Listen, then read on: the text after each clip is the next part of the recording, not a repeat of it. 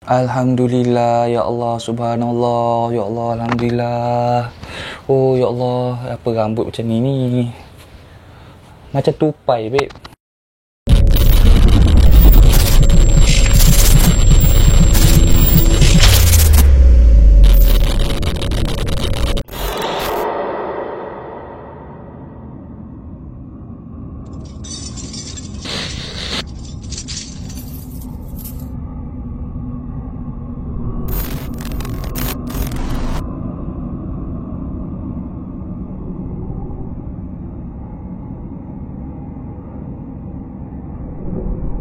Assalamualaikum guys, and welcome back to my YouTube channel. Apa khabar geng? Sihat tak? Alhamdulillah kalau sihat. And kalau tak sihat pun jangan risau, alhamdulillah juga. Sebab sakit tu orang cakap hapus dosa. So jangan mengeluh-ngeluh. InsyaAllah di sebalik kesakitan tu ada hikmah dia. Positifkan diri. Macam aku tengah positif ni. Sebab apa? Sebab ialah dah 10k babe. So alhamdulillah positif sangat. And untuk hari ni, maybe rezeki korang, aku nak bagi hadiah lah untuk korang. Sebab korang dah support aku sampai 10k. Nak tahu hadiah apa? Nak tahu apa aku nak bagi? Kau kena tengok channel ni. Kau kena tengok video ni sampai habis. And kat akhir sekali aku akan bagi cara-cara macam mana kau nak menang hadiah ni. Tapi sorry lah geng, sebab baru 10k, so hadiah-hadiah tak gempak sangat lah. Aku bagi apa yang aku ada je. Aku ni bukannya orang susah sangat. Lain tu. Aku ni bukannya orang senang sangat geng. So aku harap dengan sedikit pemberian aku ni sebagai tanda aku hargai supporters aku, boleh buatkan korang terus support aku and terus subscribe channel aku. So, tunggu sampai habis video ni, aku akan bagi tahu cara dia. First of all, macam biasa geng, jangan lupa like, jangan lupa subscribe, jangan lupa on notification button, jangan lupa share video aku. Sebab apa? Sebab kalau korang share video aku, akan ada lagi banyak video lepas ni. Dan kalau korang share video aku juga, akan lagi tambah subscriber aku. Bila subscriber aku makin tambah, aku dapat bagi hadiah lagi gempak lepas ni. So, macam biasa, jangan lupa like, jangan lupa subscribe, jangan lupa on notification button. Dan yang paling penting, jangan lupa subscribe. InsyaAllah kalau ada rezeki, korang dapat. So, cerita pada kali ni, aku nak ceritakan dekat korang tentang satu makhluk yang orang cakap memang ramai gila puji lah. Puji cantik, kaya raya, rumah besar-besar.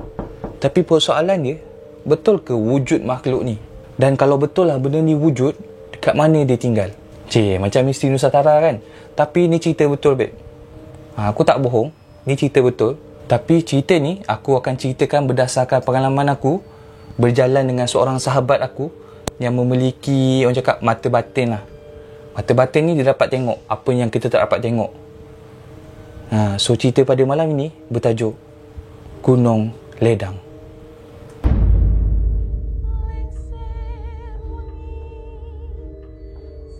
Bunian ni sebenarnya berasal daripada golongan jin.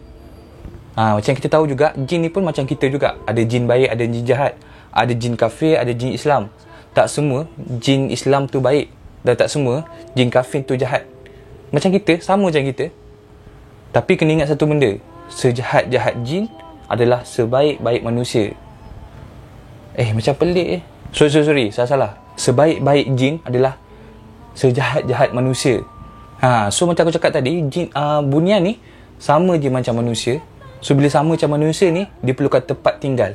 Macam before this, ramai orang tanya aku, kenapa bunian ni dia suka sorok orang lelaki je, dia tak suka sorok orang perempuan? Macam selalu kita dengar, asyik-asyik mesti orang lelaki je hilang. Jarang kita dengar orang perempuan yang kena sorok dengan bunian. Betul tak? Jawapan dia satu je.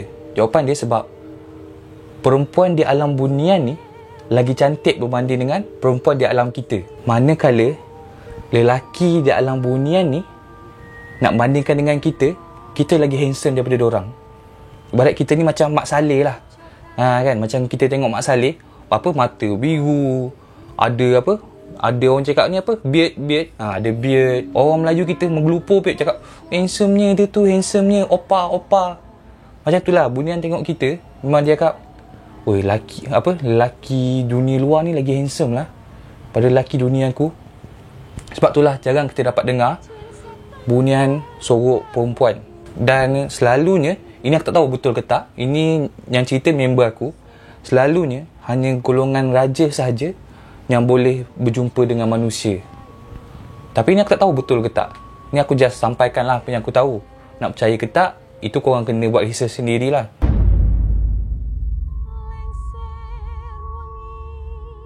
Macam aku cakap tadi, sebaik-baik jin adalah sejahat-jahat manusia. Tapi Bunyan ni, dia sukakan orang yang baik-baik. So Bunyan ni duduk kat mana? Pendapatan Bunyan ni macam-macam tempat. Dekat tengah laut ada, dekat kat pantai ada, dekat hutan ada, dekat gunung ada.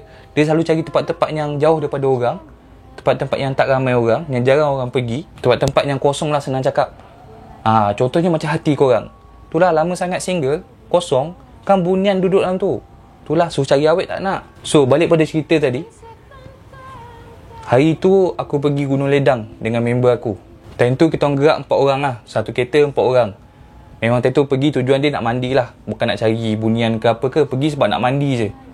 Tapi dalam antara 4 orang tu, ada seorang ni memang gifted. Memang dia memang boleh nampak lah benda-benda yang bukan-bukan ni. And selalunya orang gifted ni memang dia penyenyap, dia tak banyak cakap. Waktu kita orang pergi tu, hari weekdays. So time tu kita orang pergi hari Selasa tak silap aku. Bila sampai Gunung Ledang tu, kereta tak banyak, adalah 2-3 buah kereta. So kita orang sampai entrance Gunung Ledang, kita orang bayar duit parking. Tak silap aku RM2 duit parking dia. Kita bayar, kita orang parking betul-betul dekat depan bahagian entrance Gunung Ledang tu. Time tu memang tak ramai orang, ada 3-4 buah kereta je. And nak masuk ke air terjun Gunung Ledang ni, memang orang cakap kena jalan jauh sikit.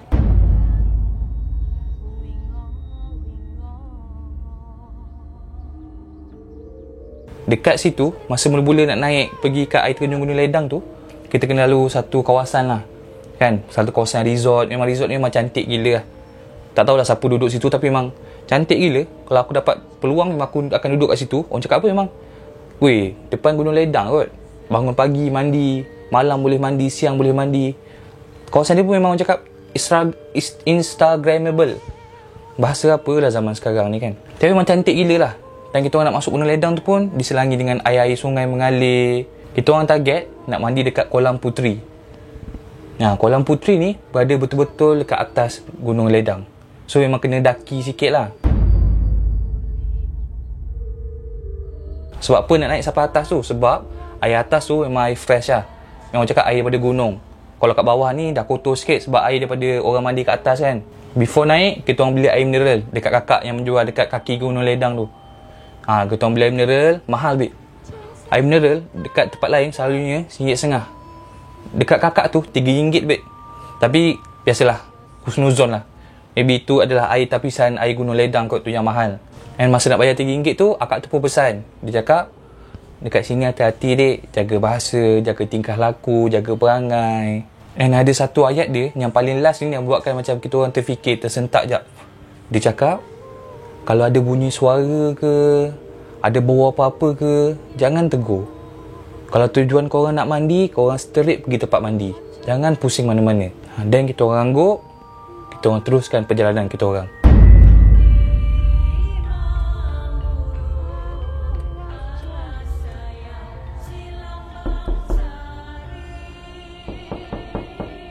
Mula-mula nak naik tu, tak ada apa-apa. Kita orang lalu tempat kawasan perkemahan. Memang best lah dengan deruan bunyi air terjunnya kan. Lepas tu, member aku yang gifted ni, senang cakap kita bagi nama dia Syamil lah. Syamil ni tepuk bahu aku dari belakang. Dia cakap, Mal, kau nak tahu something tak? Aku yang gemuk ni, tengah mengah, cakap, yo apa? Cakap ni 9. Dia pun cakap, kejap. Lepas tu dia jalan sebelah aku. Aku ni dah lah tengah mengah, babe. Mengah-mengah, bila orang cakap separuh-separuh ni, kita rasa macam nak pijak halkom dia, betul tak? Dan aku iakan aja, aku jalan dengan dia sebelah-sebelah. Yang lagi 2 orang dah ke depan. Trail Gunung Ledang ni senang cakap, laluan dia okey. Memang dia punya laluan dia cantik lah. Tapi agak berliku-liku. Masa nak naik tu, belah kiri kita orang ada nampak air sungai mengalir, memang cantik gila jernih. Belah kiri kita orang ada kawasan hutan. Hutan yang kejap tebal, kejap landai, kejap tebal, kejap landai. Dan tiba-tiba masa tengah jalan-jalan tu, bunyi ayam berkokok. Kok. Lebih kurang macam tu lah bunyi ayam. Kita orang ni buat bodoh je lah. Yelah bunyi ayam, takkan nak excited pun kan.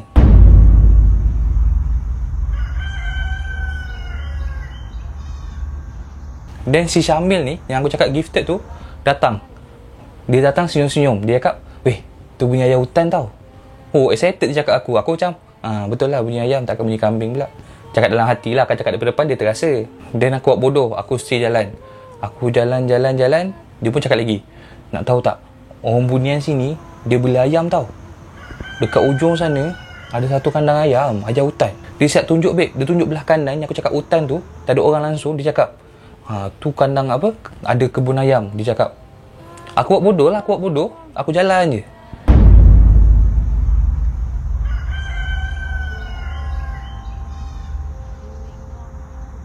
Dan si Syamil ni tambah, macam kita nampak sekarang, belah kanan kita ni dusun orang Bunian tau. Ni pokok-pokok buah dorang lah semua ni. Aku dalam hati malas nak melayan. Tapi aku jeling juga, aku tengok. Tapi belah kanan aku, pokok hutan je babe. Tinggi-tinggi pokok hutan dia. Memang bukan pokok buah lah.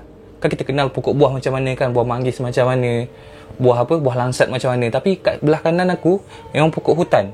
Memang semua pokok tinggi-tinggi je, tak ada langsung buah. Dan Syamil pun tambah, dan pokok ni kita tak nampak mal, dorang je nampak. Sebab pokok dorang dengan pokok kita beza-beza sikit mal. Time ni aku dah macam malas nak layan. So aku terus jalan, aku buat bodoh, aku jalan je naik atas. Jalan jauh sikit, Syamil bisik lagi aku. Dia cakap, Mal, get ready Mal, depan ni ada pintu gerbang. Besar Mal pintu gerbang dia.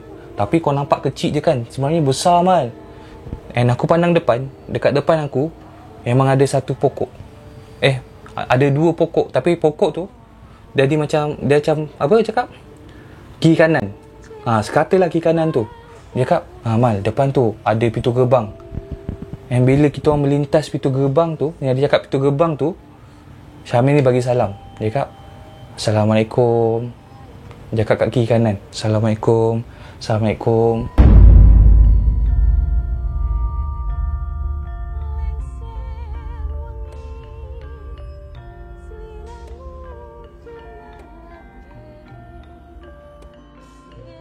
Aku pandanglah budak ni kan, kau asal bagi salam kat pokok ni.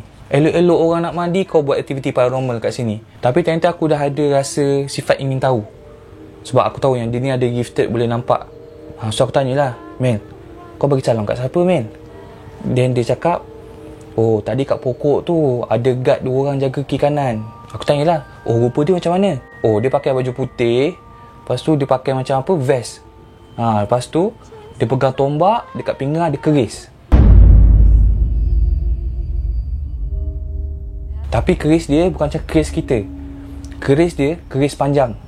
Syamil cakap, disebabkan aku ni someone yang suka paranormal activity macam ni, suka benda-benda seram macam ni, aku macam ada sifat ingin tahu lagi. Tapi ni 2 lagi member aku dah sampai ke depan lah. So aku dengan Syamil ketinggalan kat belakang sikit. Kita orang jalan, tiba-tiba sampai dekat satu batu besar. Nak lalu dekat batu besar tu, tiba-tiba Syamil ni terkejut. Ya Allah, terkejut dia sampai aku terkejut sekali. Dia aku tanyalah, kau apa hal? Dia cakap, dia lah aku cerita kat depan sikit.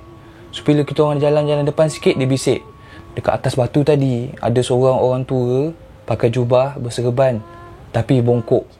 Dia tengah berdiri atas batu tadi. Dia pandang je depan, tak tahu dia pandang apa. Muka dia memang iras manusia biasa je. Syamil cakap macam tu. Saya jatuh. Kau telah bermain dengan aku. Maka kau akan berterusan bermain dengan aku. Orang yang paling... Dan bila kita orang naik lagi, kita orang nampak ada satu tape yang warna merah, tape polis tu kan. Tape polis cakap dilarang masuk. Di sebalik kawasan larang masuk tu ada satu macam kawasan lapang gila. Kawasan lapang, bersih. Dalam hati aku rasa macam, maybe tempat berkemah kot. Sebab memang lapang gila, bersih gila. Daun-daun gugur pun tak ada. And Syamil bisik, Mal, sebelah ni perumahan orang Bunian tau. Kita tak boleh masuk kawasan ni. Sebab tu dia letak tape tu. Sebab kalau kita tak nampak, tiba-tiba kita masuk kawasan dia, berkemungkinan kita akan masuk rumah orang tanpa kita sedar. Entah apa-apa nanti kita terpijak pinggan dia ke, kita rosakkan barang dia ke. Dan Syamil tambah lagi, dia cakap golongan Bunian ni memang pendendam sikit. Andai kata kita terbunuh binatang peliharaan dia ke apa, nyawa ganti nyawa.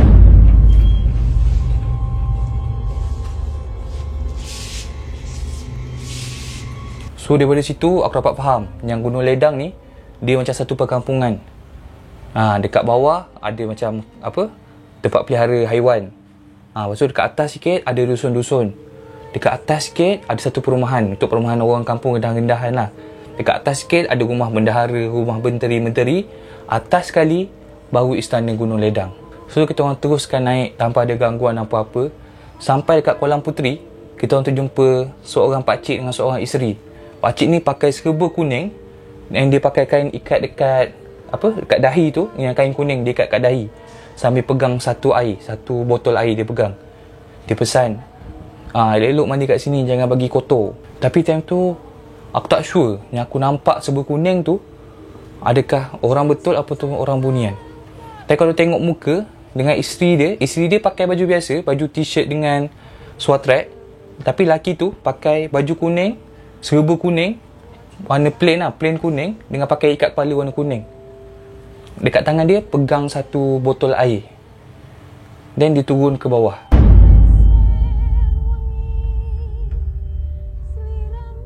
Dan bila dah sampai Kolam Puteri tu, kita orang pun set up, kita orang mandi sepuas-puasnya. And bila tengok atas, memang orang cakap tinggi lagi dekat atas tu. Tapi aku macam tertanya, kenapa atas tak boleh naik Kenapa sampai sini je boleh naik? Atas tu kenapa dia blok jalan? Kita orang macam cari juga kita orang berempat ni still cari jalan nak naik atas. Kiri kanan kena blok. Belah kiri macam hutan tebal gila, tak boleh lalu. Belah kanan pun ada batu batan yang memang orang cakap tak boleh nak masuk langsung. Dan bila borak dengan orang tua dekat situ, yang tengah mandi bandar sekali tu kan, orang tua kat situ cerita, yang kita mandi ni sebenarnya kolam-kolam bunian je ni. Kolam Puteri yang sebenarnya ada dekat paling atas. Malam-malam dayang-dayang akan mandi dekat sini. Tapi Kolam Puteri ni dia special sikit. So dekat atas, paling atas, golongan raja je yang boleh mandi kat situ. Kita ni golongan bawah-bawah, mandi kat sini je. Pakcik tu cerita.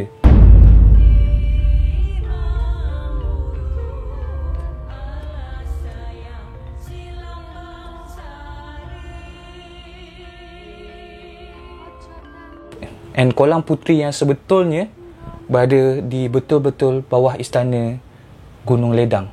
And maybe ada sebab lah kenapa dia blok kiri kanan tak bagi naik. Maybe dia dah hadkan, okay, manusia sampai sini je. Atas ni untuk orang yang kasta lebih tinggi. Sampailah kita orang stay sana dekat pukul 3. Kita orang prepare nak balik. Dah penat mandi, nak balik. So kita orang siap-siap, kita orang nak turun bawah. Time ni macam biasa, dua lagi member aku dah sampai bawah. Memang diorang memang jenis atlet-atlet lah, jalan laju gila.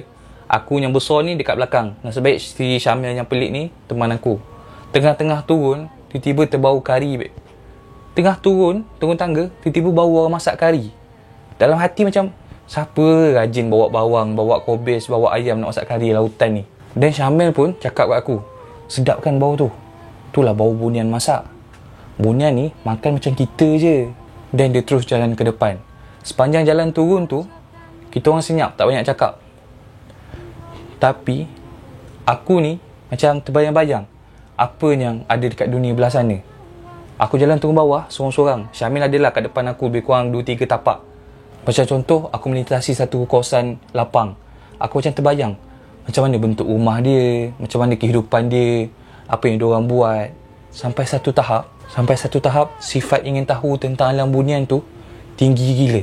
And then tiba-tiba mata aku jadi gelap. Tengah jalan-jalan ni, relax-relax jalan, tiba-tiba mata aku macam nak pitam. Macam gelap-gelap, pusing-pusing je.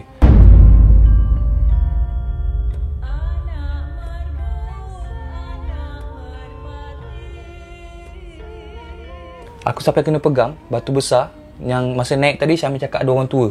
Aku pegang, aku relax ya. Aku cuba ambil nafas. Tiba-tiba sambil dalam keadaan mata aku tengah gelap tu, aku terdengar satu suara. Suara berbisik. Suara orang tua. Suara dia macam serak-serak basah. Dia cakap, betulkan niatmu. Kau takkan selamat bila di duniaku. Suara tu datang daripada betul-betul sebelah telinga aku. Suara seorang tua yang serak-serak basah. Saya jajah. Engkau telah bermain dengan aku. Maka kau akan berterusan bermain dengan aku. Orang yang paling Lepas je suara tu, aku terus macam tersedar. Aku pandang kiri kanan depan belakang. Mana tahu ada pakcik cakap apa kan. Tak ada, kosong. Time tu aku seorang je. Member aku, si Syamil yang paling dekat dengan aku pun dah depan 10 tapak pada aku. Dan aku terus lagi jalan dengan Syamil sampai ke bawah. Bila sampai dekat bawah, aku cerita kat Syamil apa yang jadi kat aku. Dan Syamil cakap, oh dekat batu besar tadi ke? Aku cakap, ha. Dan Syamil cakap, oh, batu besar tadi memang ada orang pun tunggu. Yang aku cakap pakcik tu lah. Sebab pakcik tu tugas dia satu je. Dia macam pengawal. Tugas dia nak perhatikan had antara manusia dan juga alam bunian, supaya tak ada kejadian orang bunian masuk ke alam manusia, manusia masuk ke alam bunian.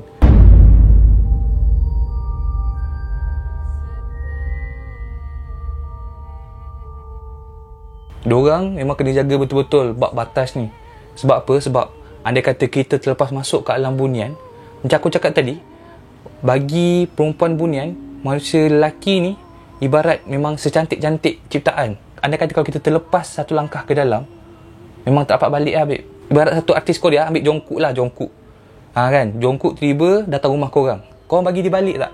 Tak adanya, geng, korang bagi balik. Korang pegang dia. So, itu saja cerita daripada aku untuk malam ni. Jangan lupa like, jangan lupa subscribe, jangan lupa on notification button. Jangan lupa share cerita aku. And macam aku cakap tadi, nak bagi cara-cara nak menang apa? Aku cakap giveaway. Macam giveaway lah kan. Hui, tak pernah buat giveaway. Alhamdulillah rezeki korang. So, Alhamdulillah aku punya follower dah capai 10k. And pada hari ni aku nak bagi hadiah. Aku nak bagi sumbangan berupa wang tunai. Tak banyak pun, RM RM100 sahaja. Ui, sikit je kau, RM100 je kau bagi. Kau ingat, buat YouTube ni aku dapat beribu-ribu ringgit. Aku nak spend RM200. Aku nak bagi dekat 2 orang. So, seorang akan dapat 100. So, duit tu korang buat lah. Kau nak buat belajar ke, nak belanja mak ayah makan ke. So, macam mana nak menang benda ni? Cara nak menang dia simple je, geng. Macam aku cakap, aku punya giveaway, memang aku nak bagi duit, memang aku takkan susahkan korang. So, cara dia senang sangat-sangat. Korang like video aku, korang subscribe video aku, dan korang komen dekat bawah kenapa korang perlukan duit RM100 tu. Dan aku akan pilih kepada yang amat memerlukan, aku akan beri. Contohnya kalau, bang, saya dah 10 hari tak makan, bang. RM100 abang bagi ni, saya nak bagi beli roti, nak beli beras untuk keluarga saya. So, kalau ada komen macam tu, aku akan bagi. Dengan niat, kita semua yang tengok ni akan dapat pahala sedekah. Walaupun korang tak keluarkan duit nak sedekah, tapi korang tengok video ni akan jadi duit. Bila jadi duit tu kita bagi ke orang, and duit tu diorang akan beli makanan untuk jadikan darah daging diorang. And sepanjang diorang buat benda baik, pahala akan berterusan buat korang. Aku ulang balik cara dia. Korang kena subscribe, korang kena like, korang komen kenapa korang nak duit RM100 ni, dan korang sertakan IG korang, so that senang aku nak contact, nak DM korang nanti. Okay, cun? Okay, last one, jangan lupa like, jangan lupa subscribe, jangan lupa on notification button. Jangan biarkan hidup anda menjadi story puaka. By the way, pemenang aku akan umumkan dekat community. Kau boleh pergi kat profile YouTube aku akan post nama pemenang 3 hari dari sekarang. So, stay tune and go komen kat bawah. Cepat, nak bagi duit ni.